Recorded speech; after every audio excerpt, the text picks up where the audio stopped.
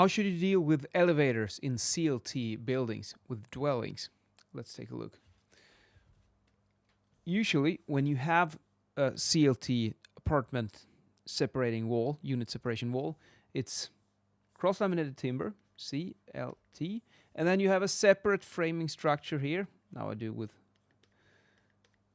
wooden frame like so, and we get some gypsum and some mineral wool. Now, if we have the elevator then, where should we put it? Like in this situation, we move it a little bit. I'm just going to draw the walls like this. So if you have the elevator shaft here, for instance, and then you have this kind of double wall with a free, so this is air here. They do not have contact. And you have that layer here on the apartment side. We call this one elevator, and this will be the apartment here. So when you have the extra layer here, you should be fine, because then the structure-borne noise from the elevator will have a hard time to jump over this little air gap and be radiated from this wall. However, you will get flanking transmission this way, and it will excite the CLT and it will radiate sound here. So this might be a problem. CLT is very, very good at flanking transmission. Do not forget that. So then there's the two obvious solutions here would be, one, to split.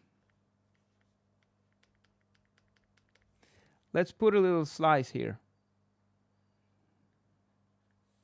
You could even put some elastic layer in between, or some mineral wool or something, just to be safe that you do not have the structural connection, because then the structure-borne sound here that enters the building frame, when it goes, it's stuck. It cannot move over, so only a little bit will go through, and you will have a significant reduction in noise in the apartment. Sometimes you cannot do the split, or you don't want to do it for other reasons. Well, then the other way, the second solution would be to extra sound insulation.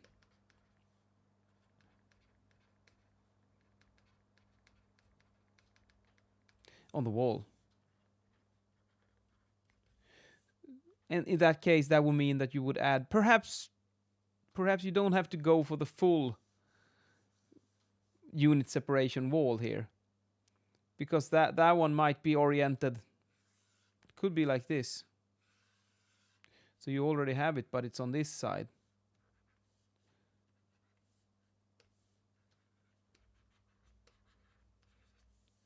And because maybe you have a second apartment here.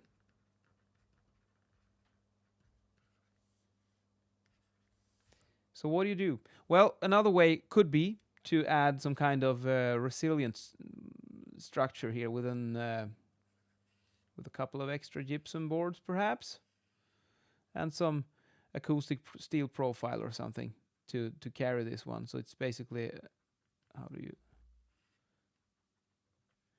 draw it? Something like that in principle. What it is that the acoustic profiles, they're like a resilient steel profile that you put on the wall.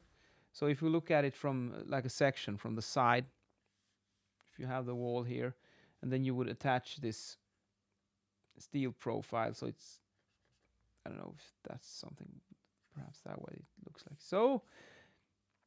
And it should be horizontal, because then when you attach the layer of gypsum here, it will hang on this spring, and then you can get some springiness in the wall. If they are mounted so that they're standing vertically, it won't hang, and it won't be as natural to get that springy motion on them. what you could also do, it depends on how much extra sound insulation you need here. You could also put this one on a wooden lath, I think is the word. An extra like 10 to 22 millimeters of wood to increase the air gap, the cavity between the CLT and the dual layers of gypsum. Or single layer. Well, it all depends. It also, another factor that you have to consider is the distance that the sound has to travel here. In this case that I drew here, it's the worst case. It's just next to the elevator. But sometimes you might have a little storage room, or you could have some other stuff that makes the sound has to travel a bit more, and then you could perhaps suffice with a simpler solution, or in some cases perhaps no solution at all is necessary, because the distance between the elevator and the next room that is sensitive is long enough. So that's another thing to consider.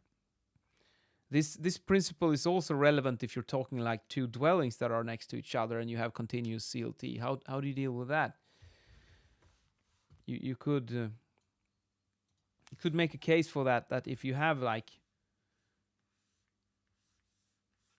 apartment 1 on this side and apartment 2 on this side, and here's the unit separation wall, and then you have a bedroom here and you have a bedroom here, and then this CLT is continuous, and that means you will get flanking transmission here, which is a problem.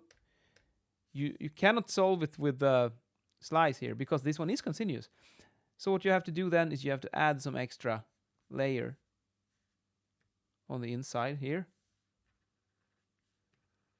with acoustic profiles or something like that. But perhaps this one perhaps is fine because the distance is enough, and then it has to travel a long way before it gets into the other apartment. So you might not have to do this full treatment everywhere. Distance can also sort it out for you. Well, that's enough for tonight. And in tonight's video, I'm wearing a blue shirt and a little, I think it's merino wool vest. Very nice because the climate is cold. Pair it with a jacket and you will look very dapper. And it's also pretty good dad clothes, this actually. So, see ya.